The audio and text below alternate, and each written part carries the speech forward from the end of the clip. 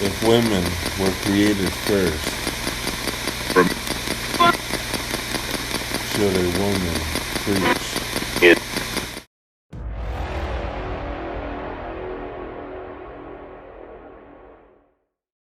Women were created first, correct?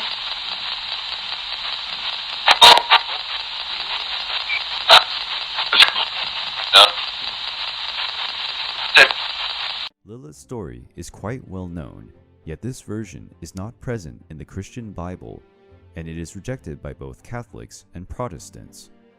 The version in which she would have been Adam's first wife is found in the Syriac alphabet text. The date of the writings is unknown, but it is believed that they were created already in the medieval era. The myth of Lilith is found in Hebrew, Babylonian, Sumerian, and Assyrian mythology. The figure of Lilith in Mesopotamia was seen as an evil deity, or, when associated with the moon, she was regarded as a goddess with different phases and therefore different moods. That way, she could be seen as a fertility goddess, but also as a devilish figure. There are theories that state that Lilith's absence from the Bible was created during the councils that defined the canonical books that would constitute the Bible as we know it today. The figure of Lilith as an independent and strong woman would go against the patriarchal structure, one of the cornerstones of the Judeo-Christian culture. For this reason, Lilith was embraced by the feminist movement. She is often regarded as the first feminist. The movement claims that Lilith was unfairly demonized, like most women in our history who have attempted to defy the patriarchy. Was Lilith the first woman?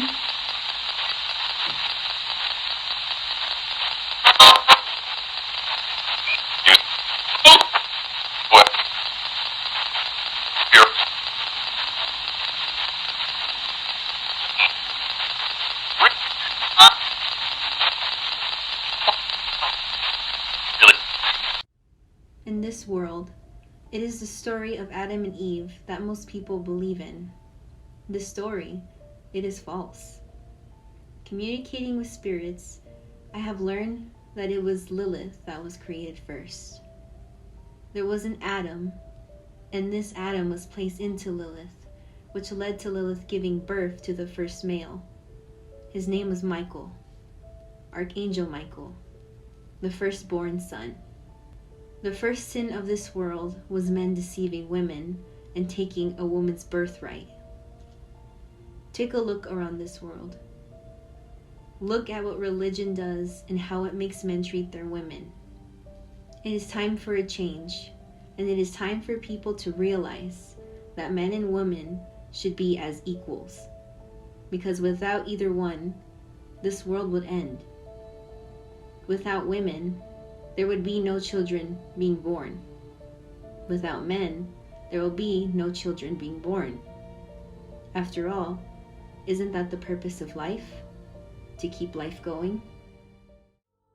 The story takes place during a conflict between the gods of Olympus and the Titans.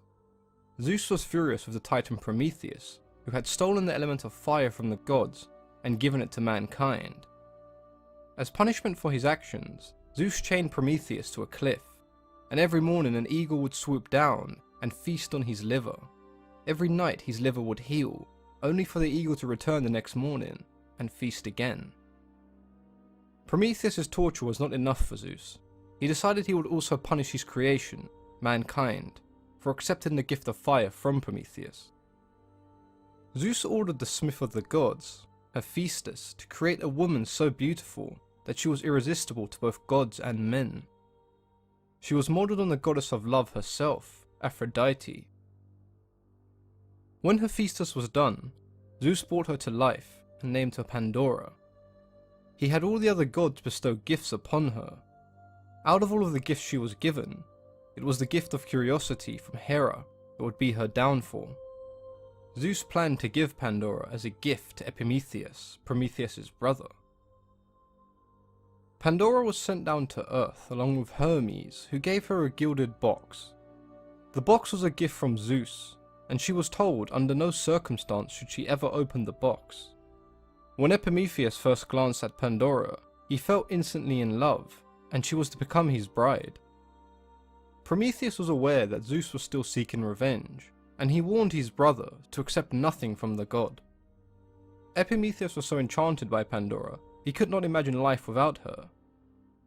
On their wedding day, Hermes came to Epimetheus and told him that Pandora was a gift from Zeus, a peace offering to symbolize that there was no longer any ill feeling between Zeus and his brother Prometheus. Epimetheus believed the words of Hermes to be true and ignored his brother's advice. Every time Pandora looked at the box, she had to remind herself that she vowed to never open it. The curiosity that had been gifted to her by Hera grew each time she denied opening the box. Until one day, when she was unable to resist the curiosity and decided to look inside of the box. She took the golden key that hung around her neck and placed it in the keyhole. Before she knew it, there was a loud hissing sound and a horrible odor surrounded the air around her. Terrified by what she had just unleashed, she quickly closed the box. But it was already too late.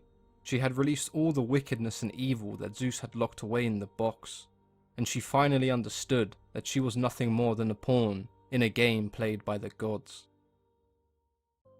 In the box, Zeus had hidden everything that would plague men forever. Sickness, death, jealousy, hatred, famine, and passion all began to spread. Pandora began to feel the weight of the world on her shoulders. She felt responsible for what she had just unleashed upon mankind. Not knowing how to deal with her actions, Pandora did the only thing she could, and opened the box once again. She released the one thing that was left in the box. All of a sudden, Pandora felt a warm and comforting presence, and it was at that moment she knew that everything would be okay. She had just released the one good thing that Zeus had trapped in the box.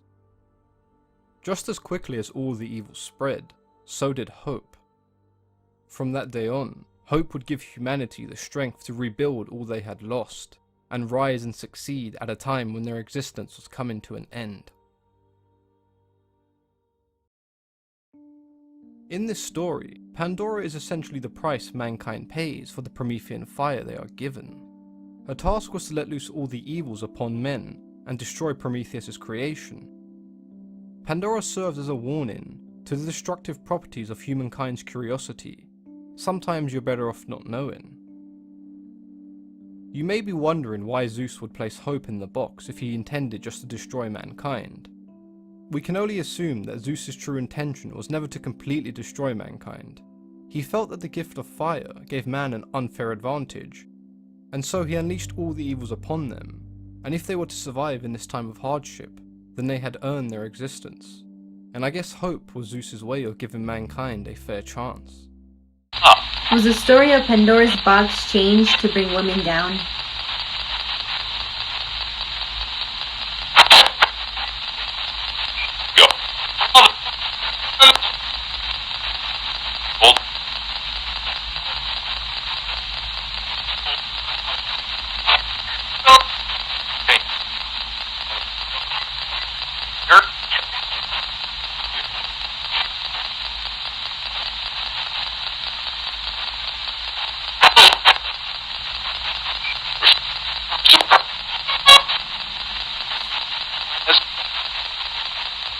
Was Pandora's box real?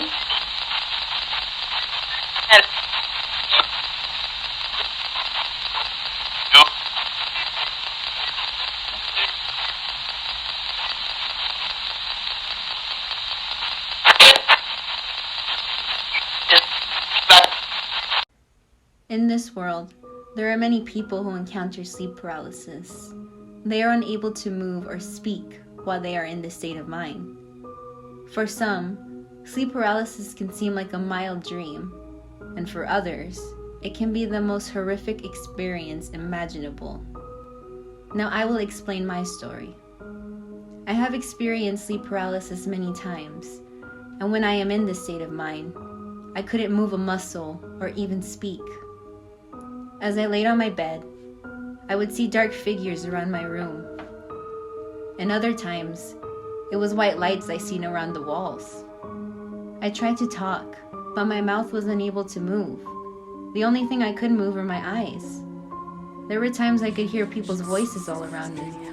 And these experiences, they seem to last for a long time, when in reality, it was only a few minutes. Is sleep paralysis a way for spirits to communicate?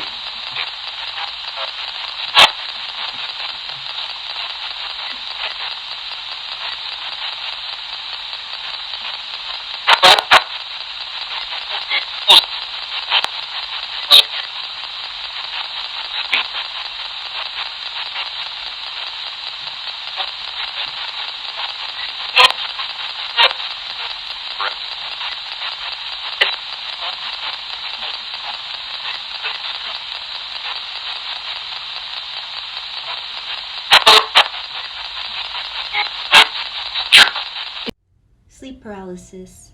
What is it? Why do people have it? I will explain. Sleep paralysis is something I have gone through many times. I never understood it, and when it did happen, I feared it. The things I have seen terrified me. At one point, I started meditating alongside with Anthony, and shortly after, he explained to me what spirits were and why they were around. And now, at this point of my life, I can explain. Witching hour. It happens between 3 and 6 o'clock a.m. It is between these hours that spirits come, and when they do, they speak to you. But when you are asleep, it is your mind that is trying to paint a picture of what is being said. For those of you that experience sleep paralysis, there is a reason why spirits are coming to you. There is a reason why you are experiencing such things, and this is because of the soul you possess. In this world, many are taught that communicating with spirits is sorcery or even witchcraft. This is what your Bible teaches you, and because of these false teachings, you have such fear with communicating with spirit. For some people have a gift and do not even know it. So they experience, and the picture they are creating in their mind becomes terrifying. There are some people in this world that are open to communicating with spirit. And for many of these people, receive the messages that are given. There is another type of person, and this is one that will go halfway. Meaning that they will do certain spiritual things, but are scared to communicate or even see things. And it is for those that are trying to block out the messages and spirits that actually experience negative things. It is for a reason that they are there trying to communicate with you. If you are someone that experiences sleep paralysis, I suggest meditation and figuring out how to open yourself up. If there is one thing that I have learned, it is that there is nothing to fear but fear itself. It is possible to move during sleep paralysis, correct?